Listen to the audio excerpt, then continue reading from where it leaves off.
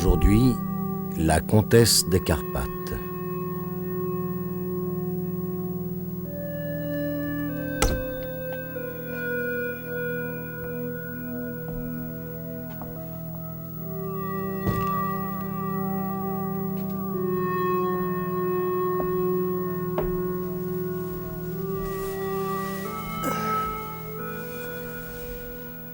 Enfin, je me trouvais dans cette région d'inquiétante réputation, les Hautes Tatras, qui font partie des monts Carpates. J'avais décidé quelques camarades à m'accompagner dans mon voyage sous le prétexte d'aller skier sur ces pentes sauvages. Nous étions arrivés un 10 février. Je venais d'avoir 17 ans. J'ignorais à quel danger j'allais devoir me mesurer, mais j'étais courageux et curieux de nature. Et puis, avant mon départ, Marie, la fille que j'aimais, m'avait donné sa photo et une paire de bottes fourrées. Sa photo sur mon cœur et ses bottes aux pieds, je me sentais invincible.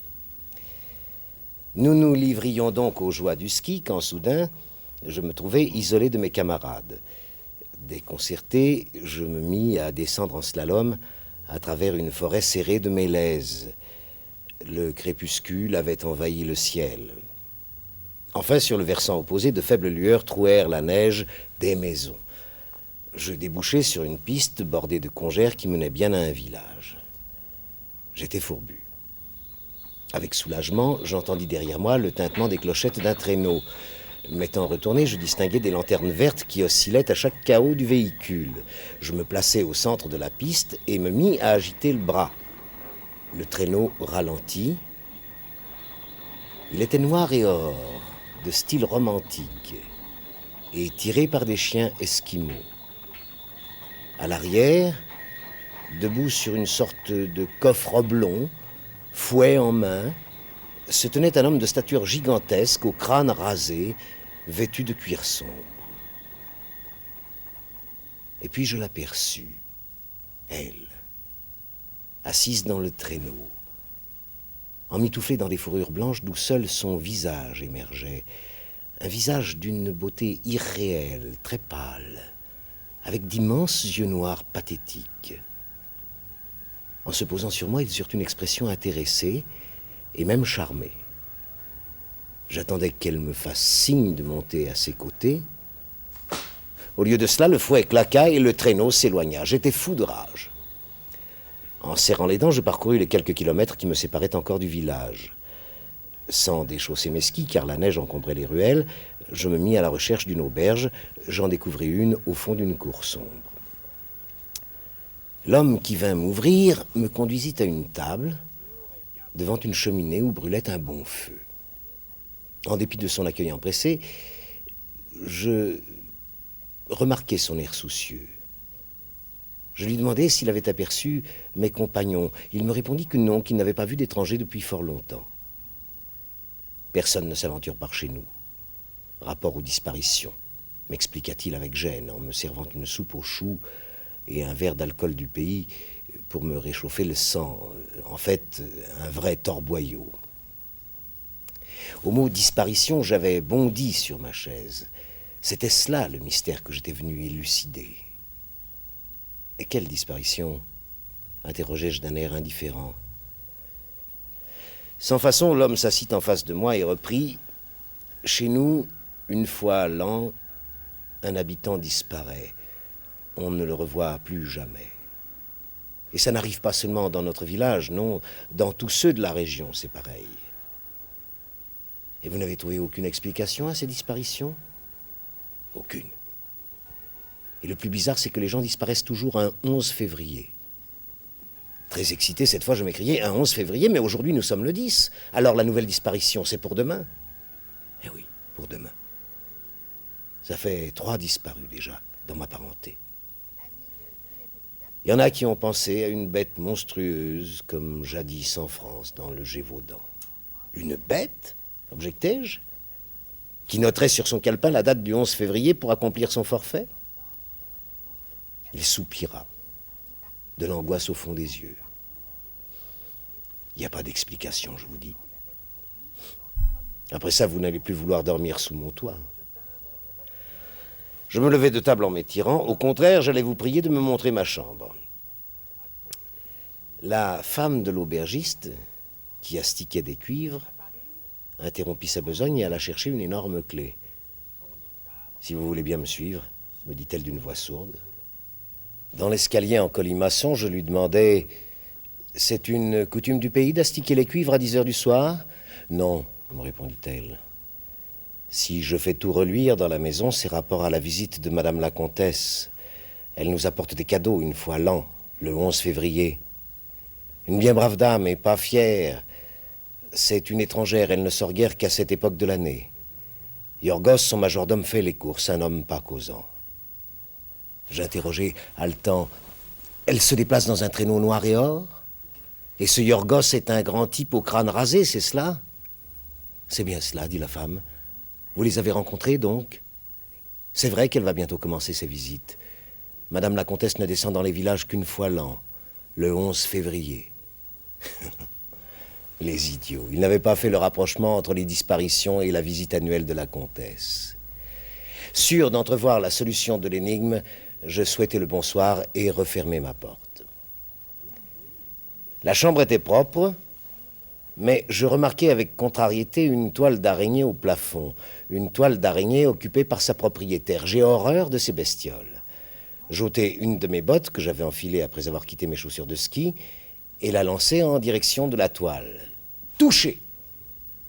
Satisfait, je me couchai et fermai les yeux. Mais je ne pus trouver le sommeil. Exaspéré de me retourner sans cesse sur mon matelas, je décidai d'aller faire un tour au dehors. L'aubergiste me cria de sa chambre « Ne vous attardez pas, jeune homme. Par ce froid, les oiseaux tombent des arbres tout gelés, durs comme des pierres. » L'air était glacé, en effet. Mais mon sang cognait à mes tempes. Je me penchai pour ramasser une poignée de neige et m'en frottai le visage.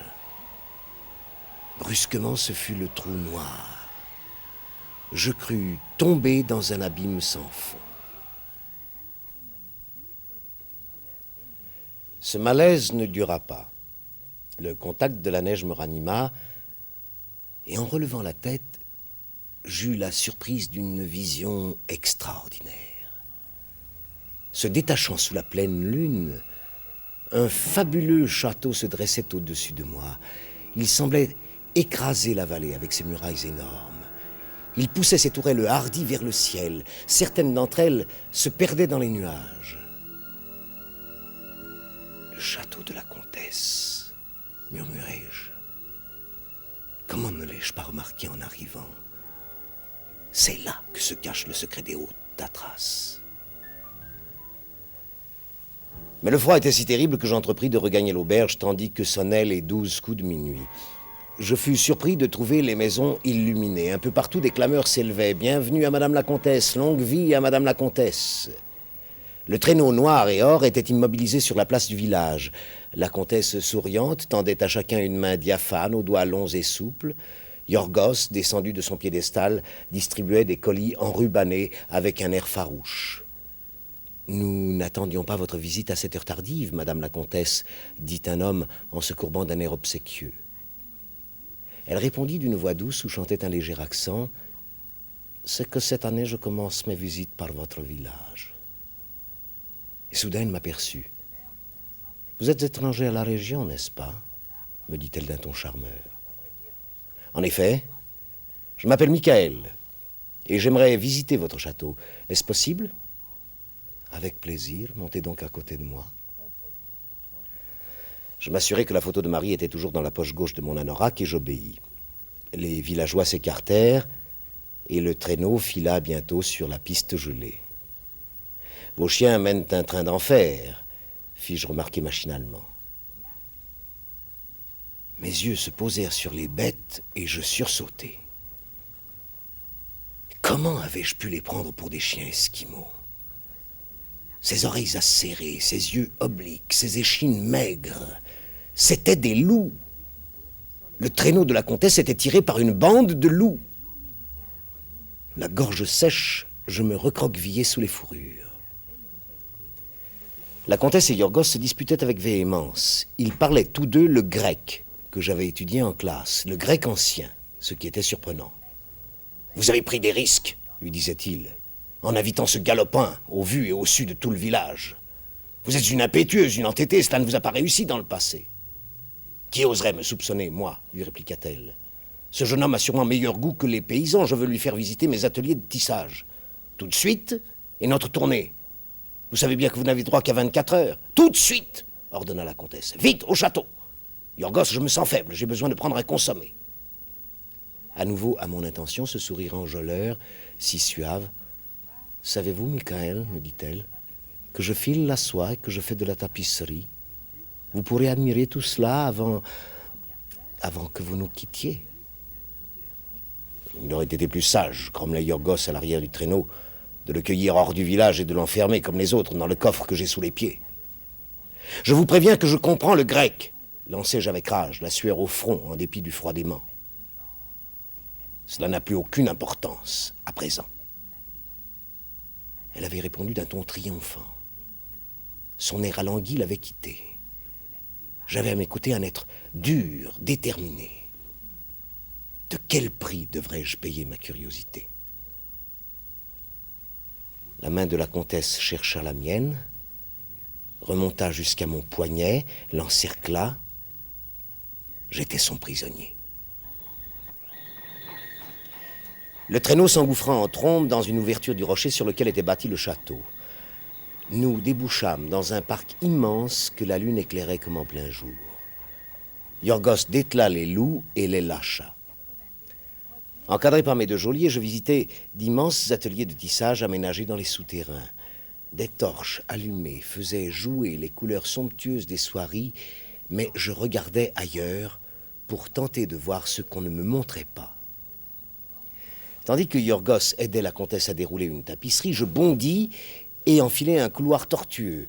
À son extrémité partait un escalier dont je gravis les marches 4 à 4, Yorgos sur mes talons. La poursuite dura longtemps, salles obscures, vides, immenses comme des cathédrales, à nouveau des escaliers, des corridors. Je parvins dans les combles, poussai une porte et m'arrêtai, médusé. Des centaines de mannequins au visage décoloré étaient alignés là, suspendus à des cintres. Des mannequins de taille humaine, costumés en paysans et paysannes. Ils semblaient fabriqués dans une matière si légère que le courant d'air entré avec moi les faisait se balancer et tournoyer dans le clair de lune. À quoi servaient tous ces mannequins? Au lieu de s'éclaircir, le mystère s'épaississait. Yorgos n'eut aucune peine à me récupérer. Nous rejoignîmes la comtesse qui me jeta un regard moqueur. « Puis-je vous rappeler, comtesse, qu'il serait temps de songer à votre consommé ?» lui dit Yorgos. « Le consommé, c'est vous !» ajouta-t-il sans ironie, en me fixant dans les yeux. Puis, il m'entraîna de force à la suite de la comtesse qui gagnait le parc d'un pas vif. Les yeux des loups luisaient dans les fourrés. Leur présence rendait inutile toute tentative de fuite. Nous étions parvenus à une clairière bordée de sombres sapins. « Vous n'avez guère apprécié mes œuvres, Michael, » me dit la comtesse d'une voix sèche. « Peut-être préférerez-vous celle-là. » Entre deux branches étaient tendus d'épais fils de soie, de façon à former un dessin géométrique très pur. Tous ces fils de soie étaient recouverts de givre et étincelaient comme des rivières de diamants. C'était féerique. « On dirait une toile abstraite, murmurai-je. »« C'est le mot juste, Michael, » ricana la comtesse. « Admirez la symétrie parfaite des motifs de cette toile. Il n'y manque que le personnage central. » J'objectai d'un air faussement dégagé. Avec un personnage central, ce ne serait plus une œuvre abstraite. Encore une fois, vous avez raison. Entrons dans le réalisme le plus concret. Lentement, elle s'avança vers son œuvre. Elle portait avec grâce une combinaison d'une seule pièce, noire et brillante. Arrivée au pied de ce filet resplendissant, elle s'immobilisa comme pour se concentrer, puis elle se mit à y grimper avec agilité. « Que signifie ce numéro d'équilibriste ?» persiflai-je, tout à fait dérouté. Yorgos eut un rire atroce. Tu n'as pas encore compris? Regarde de tous tes yeux, après ce sera trop tard. Je ne vous ai pas autorisé à me tutoyer, vous, le majordome, hurlai-je pour crâner. La comtesse s'était immobilisée au centre de son filet vertical. Son visage, d'ordinaire si pâle, me parut insensiblement s'assombrir, comme un négatif de photographie. Puis, ses bras, ses jambes se dédoublèrent, tandis que son corps se ratatinait en boule. Elle avait à présent 8 membres, longs et grêles, qu'elle se mit à agiter dans un mouvement lancinant. Son visage avait fait place à une sorte de masque de momie, velue, aux contours incertains. Et dans cette tête noire et immonde, des lèvres de femme se discernaient encore, cherchaient à exprimer des paroles confuses. J'avais sous les yeux une araignée géante au centre de sa toile. Étonnant cette métamorphose, n'est-ce pas? Chuchota Yorgos à mon oreille. Vois-tu, Michael, si les dieux grecs sont morts, leurs malédictions leur survivent. Cette jeune femme vivait jadis en Lydie, un pays de la mer Égée. C'était une virtuose dans l'art du tissage. La déesse Athéna en prit ombrage. La jeune femme se moqua d'elle. Résultat, la tisserande fut transformée en araignée pour l'éternité. Moi, Yorgos, j'ai été chargé de la surveiller. Ce pays lui a plu. Elle y a installé son repère. Là-haut, dans sa toile, les pattes parcourues de soubresauts, elle m'observait. Brusquement, d'une poussée, Yorgos me précipita vers la toile. Les doigts de ma main gauche rencontrèrent une matière dont le contact me fit horreur. Ils restèrent collés à ces fils gluants et glacés. Je tentai de me dégager par de brusques tractions en m'arc-boutant dans la neige, puis en m'agitant de façon incohérente. Mais plus je me débattais, plus j'aggravais mon cas. Bientôt, toute ma main fut prise, puis mon poignet, puis mon bras. Alors, je renonçai à me défendre. Voilà, reprit Yorgos. Elle va pouvoir descendre vers toi. Elle va te frôler avec ses pédipalpes, ce ne sera pas désagréable.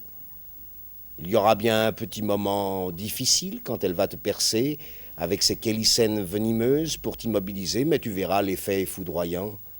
Ensuite, tu ne sentiras plus rien. Des frissons secouaient ma colonne vertébrale, mes cheveux se dressaient sur ma tête. Elle commençait à descendre, j'apercevais sa bouche. Les lèvres en avaient disparu, ce n'était plus qu'un orifice hideux qui se tendait goulûment vers moi, avec un bruit d'écailles. Après, continua Yorgos imperturbable, elle va aspirer l'intérieur de ton corps. C'est ainsi que font les araignées avec les mouches. Rassure-toi, elle laissera ton enveloppe externe intacte, reconnaissable. Nous les conservons toutes en souvenir, pendues à des cintres dans les combles. Tu les as vues tout à l'heure. Ta place t'y attend. Elle était très proche à présent. Moi, les yeux hagards, je revoyais ma vie à toute vitesse. Le visage de mes parents. Celui de Marie. Marie, mon talisman. Je repensai brusquement à la minuscule toile d'araignée au plafond de la chambre. Rapidement, j'ôtai ma botte droite, puis je la projetai sur le monstre avec la force décuplée que seuls peuvent donner le désespoir et l'épouvante. La toile entière vibra comme une voile de navire dans la tempête et se déchira en lambeaux. « Prenez garde, Arachné !» cria Yorgos. Trop tard. Une des pattes de l'abominable bête retombait dans le vide, inerte, disloquée. Quant à moi, sous le choc, je me retrouvais libre.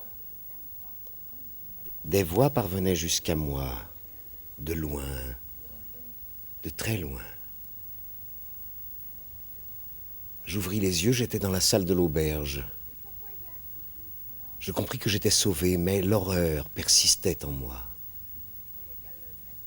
C'est elle, la comtesse, la cause des disparitions, murmurai-je. Il a le délire, dit la femme de l'aubergiste.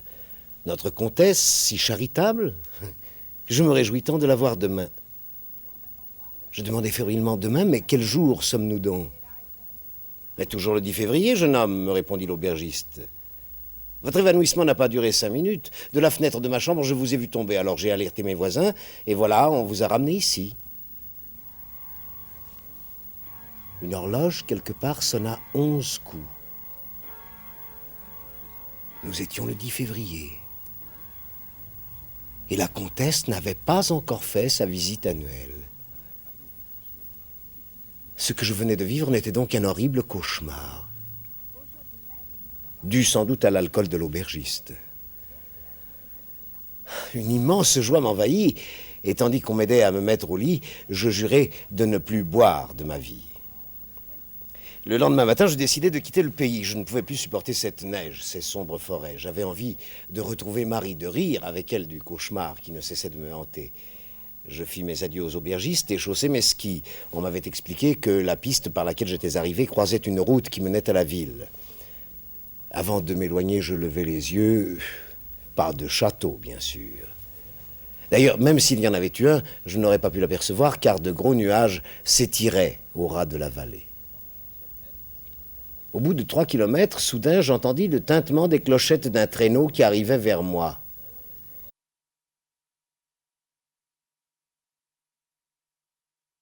De château, bien sûr. D'ailleurs, même s'il y en avait eu un, je n'aurais pas pu l'apercevoir, car de gros nuages s'étiraient au ras de la vallée. Au bout de 3 kilomètres, soudain, j'entendis le tintement des clochettes d'un traîneau qui arrivait vers moi. Je gagnai le bord de la piste pour le laisser passer. C'était un traîneau noir et or, tiré par des chiens esquimaux. Debout, à l'arrière, se tenait Yorgos. Et à l'intérieur, entourée de paquets enrubannés, la comtesse. En arrivant à ma hauteur, le traîneau ralentit. La comtesse, très pâle, se souleva à demi, et j'aperçus son bras droit plâtré jusqu'à l'épaule. Nos regards se croisèrent. Je lus dans le sien, impossible de s'y tromper. Elle savait que je savais. À bientôt, Arachné, murmurai-je. Le traîneau l'emporta. J'avais renoncé à comprendre ce qui m'était réellement arrivé, mais j'étais décidé à revenir plus tard dans les monts Carpates pour démasquer la comtesse et aussi pour la revoir.